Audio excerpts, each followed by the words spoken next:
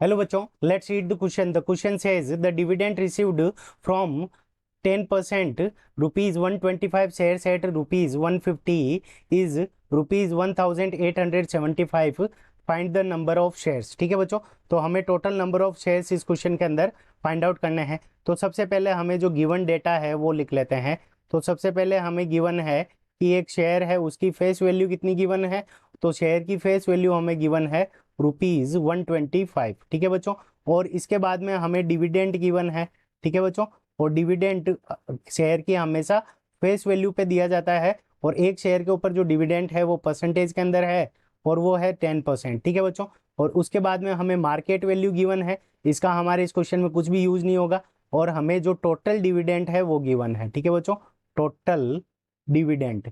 ठीक है बच्चों, तो टोटल डिविडेंड जो एक साल के बाद में उसको रिसीव हुआ है, total dividend on an number of shares, तो वो कितना है, रुपीज 1875। ठीक है बच्चों, अब देखो ये वैल्यूज हमें गिवन है। अब हम देखते हैं कि इस क्वेश्चन के अंदर जो हमारा की कॉन्सेप्ट लगेगा वो क्या है। ठीक है बच्चों, तो सबसे पहले की कॉन्सेप्ट क्या लगेगा तो वो हम देख लेते हैं।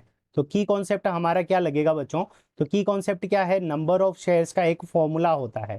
ठीक है बच्चों, तो नंबर ऑफ शेयर्स, इसका हमारा जो फॉर्मूला होगा, number of shares is equals to, तो यहाँ पे हमारे पास में टोटल डिविडेंड। ठीक है बच्चों, जो टोटल डिविडेंड जो हमें रिसीव हुआ है, टोटल डिविडेंड, तो यहाँ पे हम लिख लेते हैं टोटल।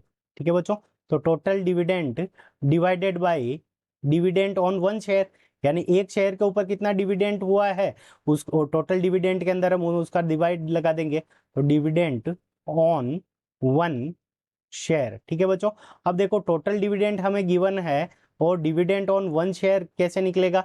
तो देखो डिविडेंड ऑन वन शेयर हम कैसे निकालते हैं, तो डिविडेंड ऑन वन शेयर का जो हमारा एक फॉर्मूला होता है वो क्या होता है, शेयर की फेस वैल्यू को अगर हम डिविडेंड से अगर हम मल्टीप्लाई करें, क्योंकि जो डिविडेंड होता है वो हमारा हमेशा फेस वैल्यू के ऊपर कैलकुलेट होता है। तो शेयर की फेस वैल्यू हमें कितनी गिवन है, तो वो है रुपीज 125। तो यहाँ पे हम लिख देते हैं रुपीज 125, और 10% डिविडेंड मिल रहा है, तो परसेंटेज का साइन हटाएंगे, और यहाँ पे नीचे डिवाइड के अंदर 100 लगा देंगे, तो यहाँ से हमारे पास में आ जाएगा रुपीज 12.5।